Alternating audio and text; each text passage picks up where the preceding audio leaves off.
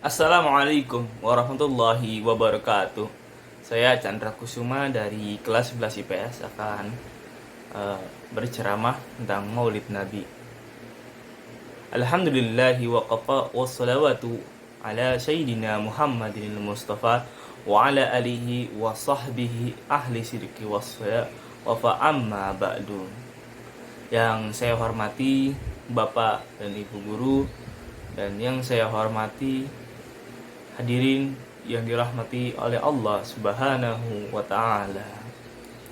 Pertama-tama, mari kita ucapkan Alhamdulillah sebagai sanjungan dan rasa syukur kita kepada Allah, karena pada hari dan bulan yang mulia ini Allah masih memberikan nikmat dan kesehatan kepada kita sehingga kita bisa hadir pada peringatan Maulid Nabi Muhammad Sallallahu Alaihi Wasallam. Kedua, semoga salawat kita selalu mengalir ke haribaan baginda Nabi Muhammad Sallallahu Alaihi Wasallam, di mana pada hari kita peringati kelahirannya. Semoga dengan adanya peringatan ini, semoga kita semakin cinta kepada Rasulullah sehingga kelak kita akan mendapatkan syafaatnya. Hadirin yang dirahmati Allah, sebagaimana dalam firman Allah dalam Al-Quran, bahwasannya Rasulullah Shallallahu Alaihi Wasallam adalah contoh yang baik bagi umat manusia. Bismillahirrahmanirrahim.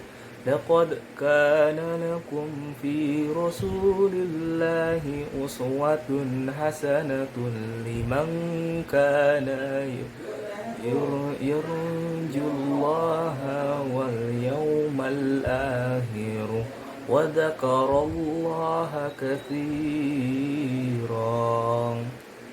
Yang artinya, sesungguhnya pada diri Rasulullah ada teladan yang baik bagimu, yaitu bagi orang yang mengharap Allah dan hari akhir serta banyak berzikir kepada Allah. Surah Al-Quran Surah Al-Ahzab ayat 21.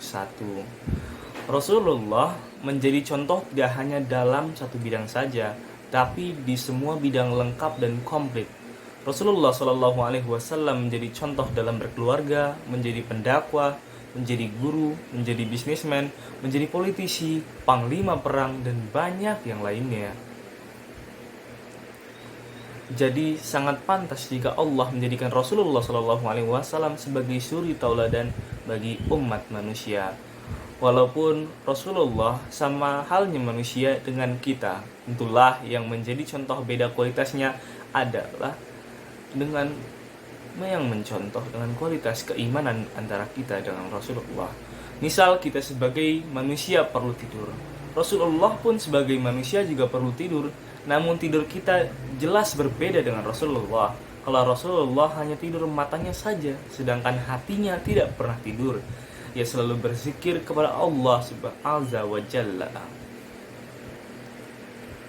Hadirin yang dirahmati Allah, Rasulullah Shallallahu Alaihi Wasallam dilahirkan di dunia ini tidak hanya mengubah keyakinan kejahilian bangsa Arab saat itu sebagai penyembah berhala, tapi Rasulullah Shallallahu Alaihi Wasallam juga untuk mengubah berbagai hal yang tidak sesuai dengan tuntunan Islam.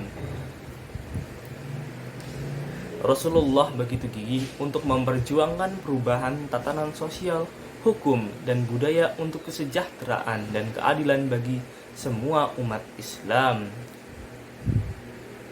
Namun dalam perjuangan Rasulullah selalu mengedepankan keluhuran, tata krama, sehingga Islam tersebar ke seluruh penjuru dunia dalam waktu yang relatif singkat. Ini contoh Nabi dalam bidang dakwah, bahwa sebagai pendakwah kita harus berjuang untuk mengubah pola kehidupan masyarakat yang tidak sesuai dengan ajaran Islam dan budi pekerti yang luhur, sehingga dakwah kita akan mudah diterima oleh masyarakat. Dalam kehidupan berkeluarganya juga harus kita menjadikan contoh bagaimana Rasulullah itu begitu menyayangi istri-istrinya, begitu menghormati istri-istrinya. Walaupun Rasulullah sebagai kepala negara, tapi Nabi tidak pernah gengsi untuk membantu pekerjaan istrinya di rumah. Rasulullah tidak ingin merepotkan orang lain. Apa yang bisa dilakukannya sendiri, Rasulullah akan melakukannya sendiri.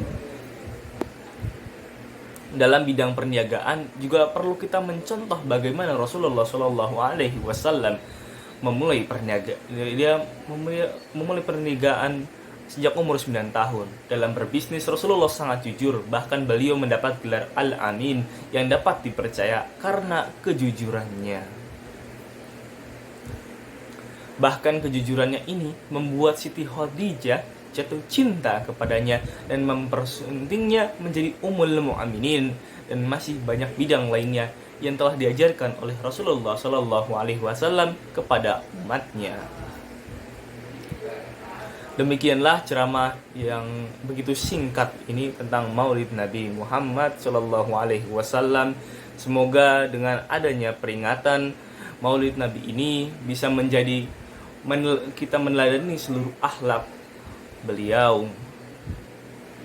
Sekian dari saya. Wassalamualaikum warahmatullahi wabarakatuh.